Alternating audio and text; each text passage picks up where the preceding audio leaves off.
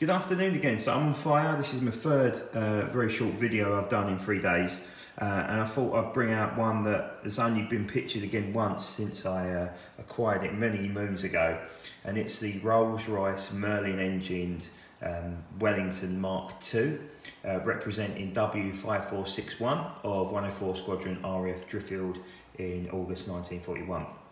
So this is very different to all the other Wellingtons out there. I know we've obviously got the different variants, and I'll try and list them all in a minute.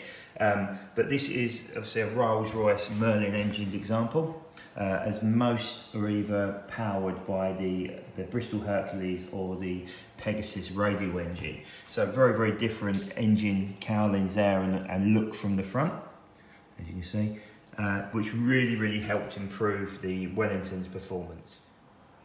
So to my knowledge, there's 8 Wellingtons been produced by Corgi. So you've got this one here, you've got Arthur Robert, which is a limited edition version. You've got the Coastal Command version, you've got the Malta Special Ops scheme, you've got the Southeast Asian Command green and brown example. You've got WSB, and you've got YIA, which is the most recent one as well, plus also the Mildenhall based version with the red cowlings. The Corgi Wellington mould has been really well received over the years with the 8 examples produced. Some really good detailing on it, and this one is the second from most recent release behind YIA, which was released around about 2 years ago and sold out in double quick time. Some real good detailing on the wings. We'll zoom in a little bit there. You can see some of the ribbing on the wings and on the fuselage as well, sort of showing the Wellington's construction. If you do get a chance to see a Wellington in its glory, and all sort of broken down glory, do go to the Brooklands Museum, which is just sort of the west of London. They have a restored example there, which they've done a great job on. And also, of course, the RAF Museum have got one at Cosford, undergoing some repairs and a bit of fiddling at the moment, alongside the Handley Page Hamden, which will hopefully join the museum in London at some point next year. And hopefully, Corgi will get their act together and do a 172 version, which will look fantastic in our Bomber Command collections.